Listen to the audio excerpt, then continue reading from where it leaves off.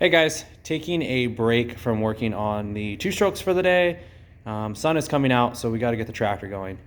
This is I'm not 100% on the year, probably a 67 or 68 Massey Ferguson 135 with a 3-cylinder Perkins diesel in it. It has, somebody added an additional hydraulic pump to the front with a separate reservoir tank for the hydraulic fluid. That's what powers the front bucket and lift arms, and today it's not working. I did recently replace the pump itself because it went bad. Pump seems to be working fine. However, there is a flex chain coupler behind the pump. I don't know if you guys can see it in here. And the sprockets on the flex chain coupler are totally stripped. It's kind of hard to find that part. I know you could probably get on Google and look up flex chain coupler and it'll bring one right up. There's another one on this side as well because it runs directly off the crank. However, everything I can find has a single keyway slot in it, and the pump that I just bought and replaced is a 9-spline pump because that's what was on it previously. So I don't want to put another pump on it, and I can't seem to find a 9-spline coupler, so we're gonna farm fix it today. Since it has another chain flex coupler on the other side of that shaft, I think that it'll probably get enough play out of that. Then I'm just gonna go ahead and weld this one together and hopefully eliminate what is a weak spot on it. So stay tuned. We'll get the coupler pulled out and we'll throw it up on the bench and we'll get all welded up and I'll show you guys what we're dealing with.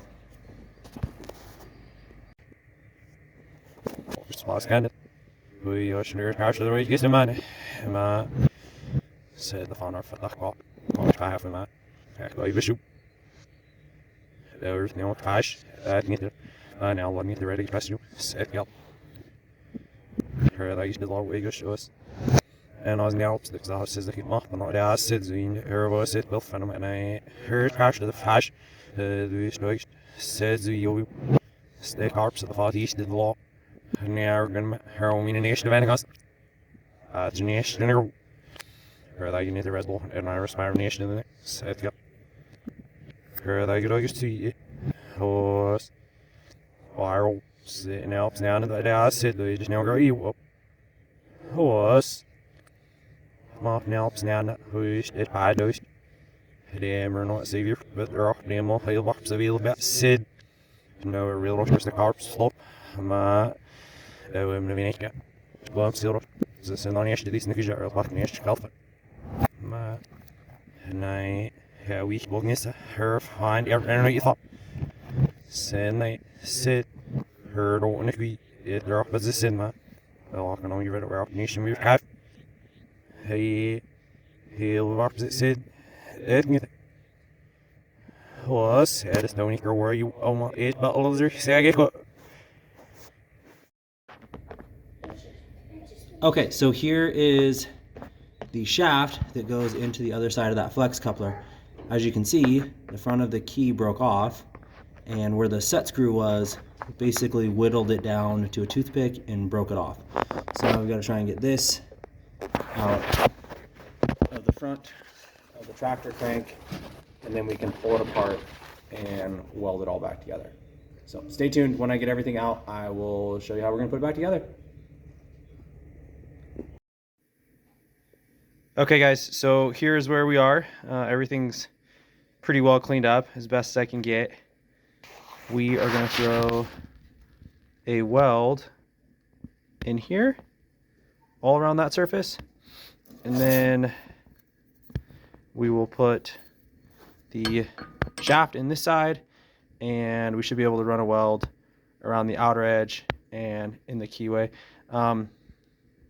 The ideal thing to do would be go get some more key stock and make this work, but I would have to drill and tap a new hole on this because the threads for the hole down on the keyway are ruined. So I'm going to throw some weld on it and I will get back to you guys and let you know what it looks like.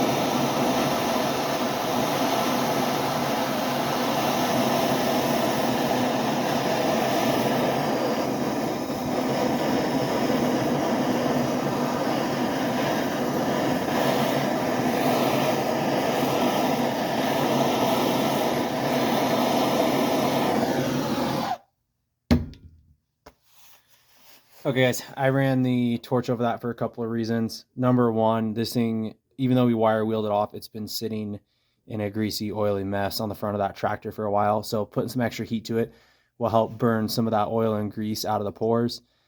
Number two, we're going to be trying to weld this with a pretty small, as you can see in the background, Lincoln 140. So not a super high-end, high-dollar welder, but if we preheat the metal a little bit, it'll soften it up and we can get a little bit better penetration out of this small welder.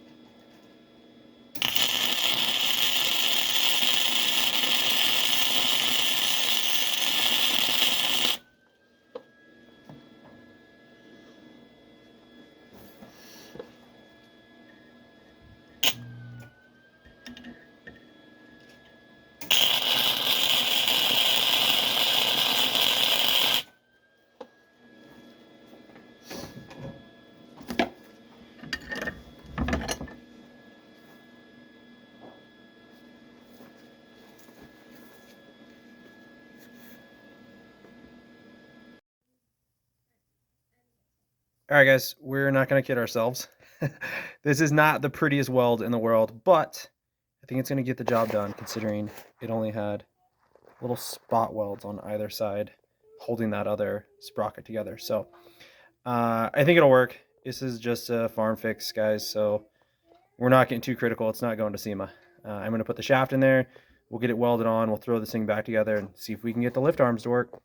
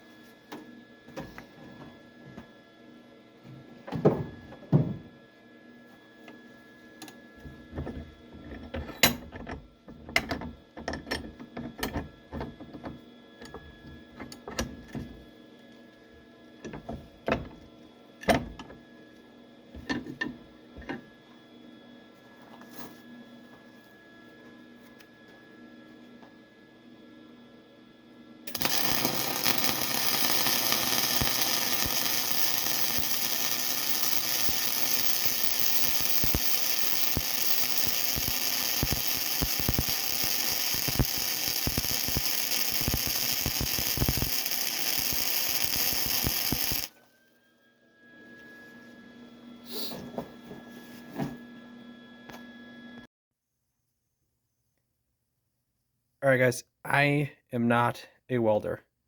This is not a welding tutorial video, but I think those are going to hold.